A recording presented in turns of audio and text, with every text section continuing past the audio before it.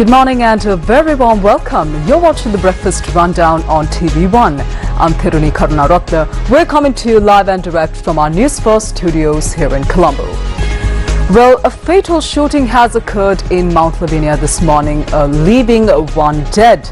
And all the way from the North Central Province, we have an update concerning the now postponed Grade 11 examinations that were in fact postponed due to the leakage of several question papers. And also the first parliamentary session for the new year is scheduled to be held today. We have a comprehensive rundown on today's proceedings in Parliament as well. Well, these are just a few of the local stories that we have coming up for you this morning. And in news overseas, Canadian PM Justin Trudeau has stepped down from his Liberal Party leadership, and also Brazil is now a member of BRICS. And we also have a latest update concerning US presidential-elect Donald Trump's hush money trial. Stay tuned with us. We have all the news in detail. Let's move on to the top local story for this morning. A fatal shooting incident occurred early this morning in Battarappala, Mount Lavinia, resulting in one fatality. Police say that the shooting targeted two individuals who were staying at a house. Now, another person was injured in the shooting and taken to the hospital. The shooting took place at around 4:35 a.m. with two unidentified assailants arriving on a motorcycle and opening fire. Further investigations into the incident are ongoing. Well, in the recent times, there have been recurring incidents of examination papers being leaked.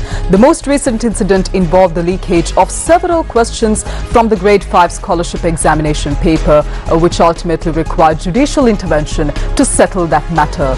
In addition to national examinations, now school term examination papers also seem to be getting leaked. Now, yesterday's scheduled examination for the Grade 11 third term in the North Central Province had to be cancelled due to such a leak. Well, the Provincial Department of Education of the North Central Province has announced that the Grade 11 examinations that were temporarily put on hold will be held within 10 days. Provincial Secretary of Education Sirasa Dharmasena says that new question papers are now being prepared. An investigation into the leakage of the Grade 11 question papers of government schools in the North Central Province has been handed over to the Criminal Investigations Unit under the Anuradhapura Police. Now, this issue came to light when complaints were made to the Anuradhapura Police by Provincial Education Department on two separate occasions. The Provincial Secretary of Education also stated that an investigative team has been appointed to further look into this matter. As a result of the leak of the Sinhala Literature, Science and English question papers, all Grade 11 exams of government schools in the North Central Province were put on hold until further notice, and now we know that those examinations will be conducted within the time period of 10 days. Provincial Secretary of Education Sirasa Dharmasena also confirmed that the Grade 11 examinations scheduled for today and tomorrow have also been temporarily suspended. Well, let's move on to more local news for this morning. The Ministry of Education says that there is a nearly 30,000 teacher shortage across the country. The Ministry's Secretary Nalaka Kalueva said that there is a shortage of teachers for subjects including English, science as well as mathematics. Meanwhile, General Secretary of the Ceylon Teachers Union, Joseph Stalin, says that it has been impossible for teachers to obtain transfers with no replacements to fill those vacancies that are left by them. He points out that as a result, many teachers have had to wait until new recruits are hired to apply for transfers.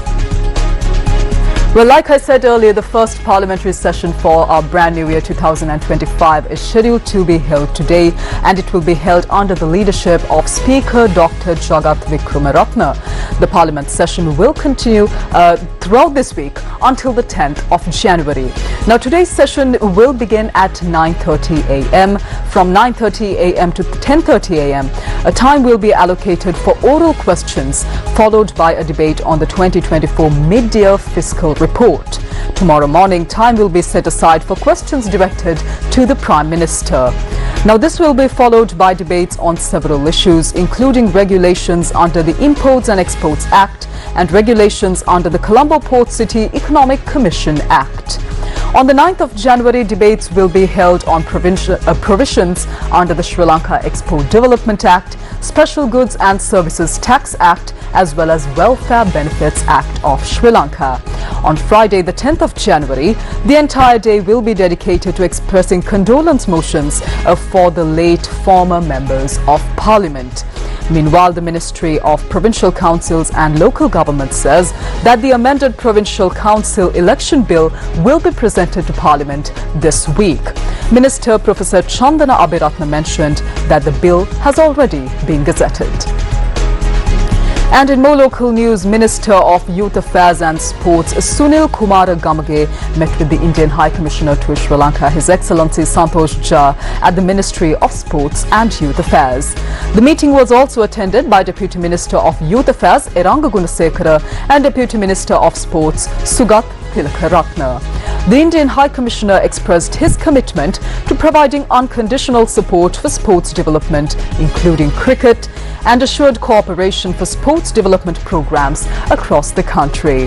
The High Commissioner also highlighted the importance of strengthening relations between the two countries in the field of youth affairs, aiming to further collaborate in the future.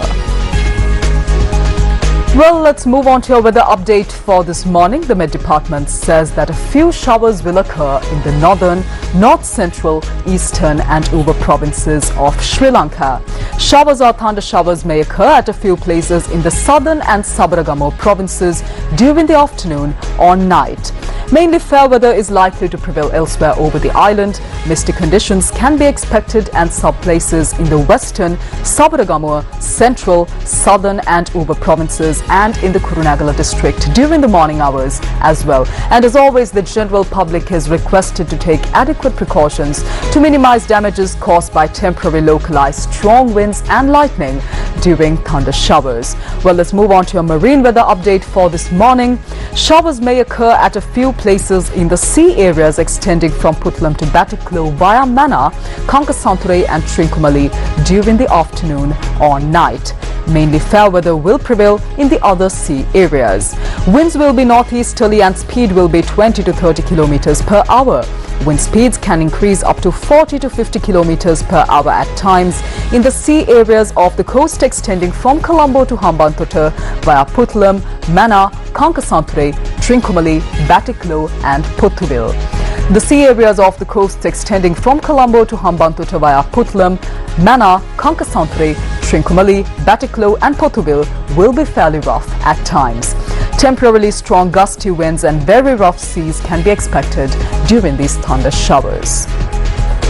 Well, let's move on to a headline-making international news item. The entire world is paying attention to the situation in Canada at the moment. Under growing pressure from his own party, Canadian Prime Minister Justin Trudeau has announced that he will step down and end his 9-year stretch as leader, bowing to pressure from lawmakers alarmed by his Liberal Party's miserable showing in pre-election polls. Now, Trudeau said he would stay on in office until his Liberal Party can choose a new leader and that Parliament would be prorogued or suspended until the 24th of March. Now, this means an election is unlikely before May at the earliest, so Trudeau will remain in charge, at least initially, of dealing with the threat of crippling tariffs once US President-elect Donald Trump takes office on the 20th of January. He said during a press conference yesterday, quote, "This country deserves a real choice in the next election, and it has become clear to me that if I'm having to fight internal battles, then I cannot be the best option in this election," unquote. Trudeau's personal unpopularity with Canadians had become an increasing drag on his party's fortunes in advance of federal elections to be held later this year. The president of the Liberal Party, Sachit Mehra, said a meeting of the party's board of directors would be held this week to begin the process of selecting a new leader for the party. Trudeau had faced growing calls to quit from inside his Liberal Party, which ramped up in December when Deputy Prime Minister and long-term ally Chrystia Freeland abruptly resigned from her position. Well, our second international news item is coming in from South America this morning. Brazil yesterday announced that Indonesia had become a full member of BRICS, a bloc of developing economies increasingly seen as a counterweight to the West. Brazil's foreign ministry said in a statement that Southeast Asia's most populous country shares with the other members the will to reform the institutions of global governance and contribute positively to cooperation within the global South.